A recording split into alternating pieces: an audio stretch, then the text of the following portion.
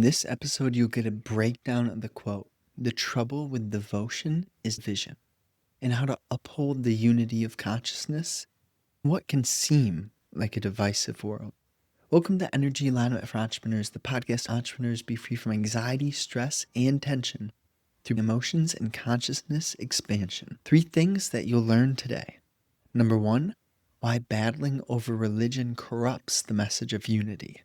Number 2, the danger of having the spirit of darkness running through quote unquote believers. Number 3, how to devote yourself to discernment and being free of judgment. So, when you look at the quote, really we have 2 key words. Number 1 is devotion, and number 2 is division. Now, the preface is the trouble with, and ultimately, you need devotion of some form. It could be to physical excellence, it could be to aesthetic writing. Any form of real commitment is where the seed can sprout.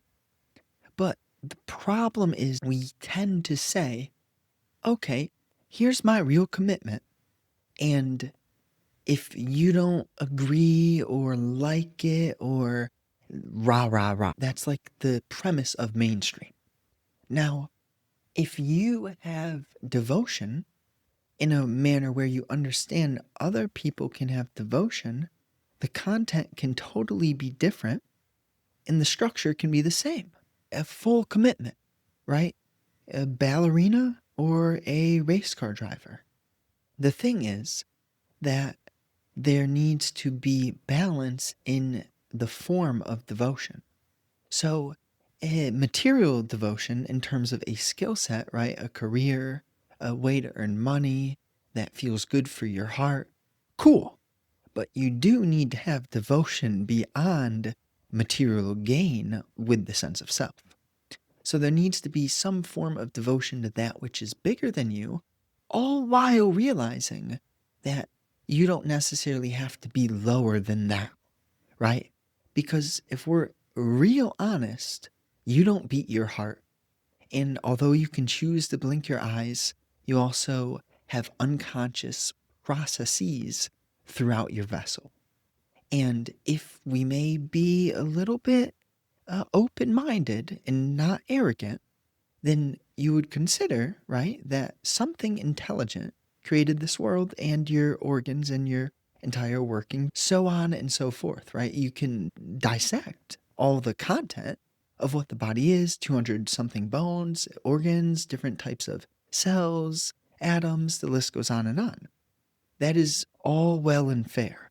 But what we're really looking at is there is a problem with division.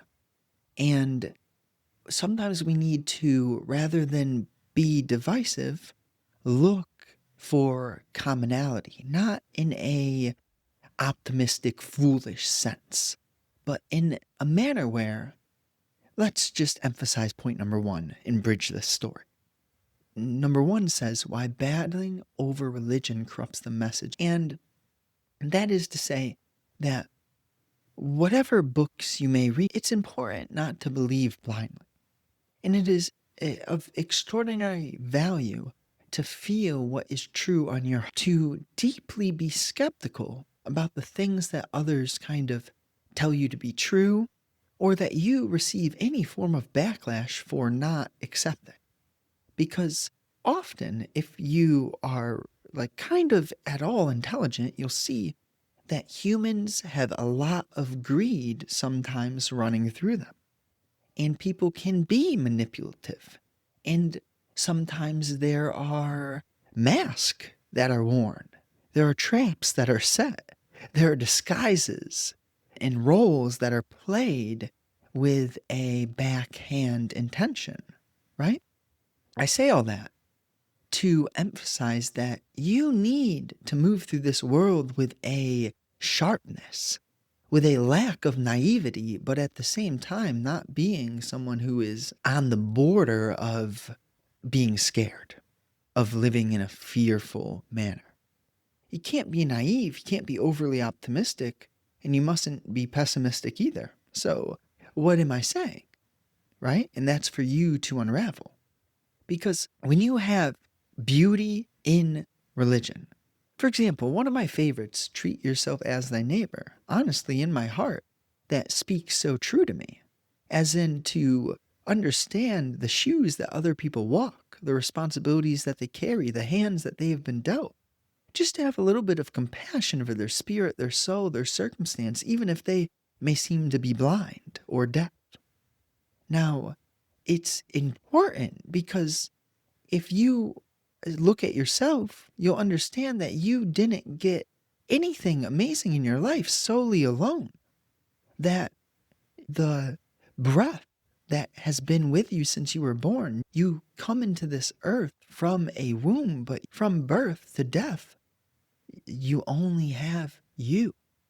And that's why it's extremely important to get to know thyself and to see that the message on your heart, it doesn't have anything to do with the vision, but actually to understand, to have compassion, to see the beauty in the struggle, to learn, to shed all which keeps you infallible and weak. So when you do not battle over religion, you honor the truth of those books. And I say those books because there is beauty and truth in so many different forms. And if you are to just think otherwise, then I encourage you to go deeper, to sit with the friction that is born in your heart when you have the thought of, he just clumped those books together. I did. I did clump those books together, but you need to see that this isn't about right and wrong. This isn't about good or bad. This isn't about higher and lower, worse and better. This message, let's look at point number 2. We'll bridge it. The danger of having the spirit of darkness running through believers. And in the intro, if you recall, I said, unquote, believers, quote, unquote, vice versa. Point is that the spirit of darkness, it's almost like, when Christ was accused by certain individuals who were saying that you may not heal on the Sabbath. Well, what am I to do? Am I going to just, if I could, if I can heal, why would I not heal? It's taking the word that is written in a book, putting it in your memory, and not living in the moment. That's the problem, right? But when you read and you sit with it and you let it actually be embodied and invoke a new vitality, a new way of moving in your everyday life, the only way you will have this rebirth is for a true commitment to beyond the plate. And that means that you unravel your own darkness. It's not that you are wrong to have darkness within. It is that you are honest and you don't act optimistically blind, naive, as if you're full of light and that's the only thing that you could ever channel. But it is in that same big picture approach that you learn to have compassion for yourself and you see the journey for what it is, that it can be dangerous, but that is what allows you to move and be someone who leads others out of the danger. How could you ever walk a scary path with strength if you haven't gone through the fire before? So I am not to say that darkness is bad necessarily. I'm just saying that there is a danger of being so judgmental in terms of this is the only way, or I read this and you said that. Like, that is a form of possession by that which is false, possession by the weakness, not truly listening. Because as you truly listen to that which it is hinting at what is beyond words, you catch on to the beauty of your own rhythm. Because what I'm talking about here has nothing to do with something that I could tell you how to do. It's much more you have the beauty, the strength, the power, the intelligence, and now there is work that has to happen so that you you walk with faith and you let your destiny be written. And now point number 3, how to devote yourself to discernment and being free of judgment. So the beauty in judgment is that it teaches you how to discern in relationship to your own things. What I mean when I say your own things is the way that you see yourself, the words you use, the stimulus you consume, the way that you notice the relationship between everything that you do or don't do. And you start to get this subtle awareness of, okay, that's not something I need to be thinking. All right, let me let go of that. All right. When I do meditate for however many minutes each day, I feel a certain way. And when I don't, I feel a certain way. When I have, let's be crazy, I don't do this, but when I have McDonald's or something, fast food, my body communicates to me in a certain way.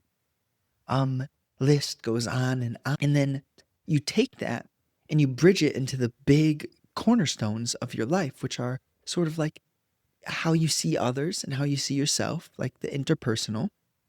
Then you have your kind of survival, right? Your money, your career, your work. And you begin to see how zoomed in that you tend to be. And when I say this, what do I mean? Zoomed in as in, hey, you can feel and see from a kind of a jet scope or a jet light where it's just vast. It isn't a single point. Then you could take something which is like a red laser, like a sniper scope, and you're just looking at one point. And then you start to, okay, what's it feel like when I'm zoomed in? What actions leave me zoomed in? There's value in it, yes. But then there's also that balance of, okay, resetting, zooming out, having time for silence, literally just no stimulus, right? This is sort of the way that you'll have the sensitivity fire up in your heart, in your being, to sense your own judgment, right? Part of it is you're doing your best, and then sometimes your best isn't good enough. So then you get some more fire, some purification, whatever, some big waves. And then you keep doing your best. Sure, sometimes you find yourself in a spot where it feels hard and you know you have to move. You got to change your state. And then you're intelligent enough to understand what actions help you feel what way. See, the thing that I can never do for you is get you to be honest with yourself.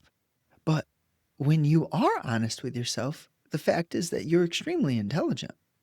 And yes, so as you walk with that power, that commitment to being honest, your intelligence expands and your discernment ability just, it like doubles and triples, quadruples, so on and so forth until you just are not so trapped anymore. And then almost you forget about what even is judgment. And you start to hear how other people talk and you see yourself in them.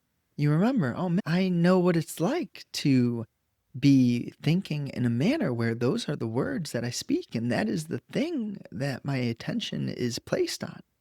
And it's foreign, but at the same time, it's so real and it's so close. You know that you have walked that path before. So you have compassion for everyone who is stuck in this very worldly illusion. So ultimately, let's look at the recap. Point number 1, why battling over religion corrupts the message of unity. The purpose of the prophets and avatars was to share the unity of consciousness. The trouble with devotion is when people get divisive in battle, saying one religion is better than another. Point number 2, the danger of having the spirit of darkness running through believers. Many believers can carry the spirit of darkness or division in the name of the prophets, which is pretty close to the opposite of the intended message of compassion and forgiveness. Now, I'll give you a little question. Why do I say it's pretty close to the opposite? If you want to answer that, communicate with me. Why do I say that? Point number 3, how to devote yourself to discernment and being free of judgment. You must commit to discernment and being free of judgment, realizing that there are millions of pathways to the one truth. Your duty is not to force truth, but to share it with those who are ready. So, thank you so much. I genuinely am super appreciative that you take the time to listen. So, thank you. New episodes are out Monday, Thursday, 10 a.m. Eastern Time. Share it with a friend. That would be awesome. And if you would like to get into amazing shape, check out the Greek God Physique below. And we got the free emails also. So that's at signup.justinagliscus.com. Have a great day.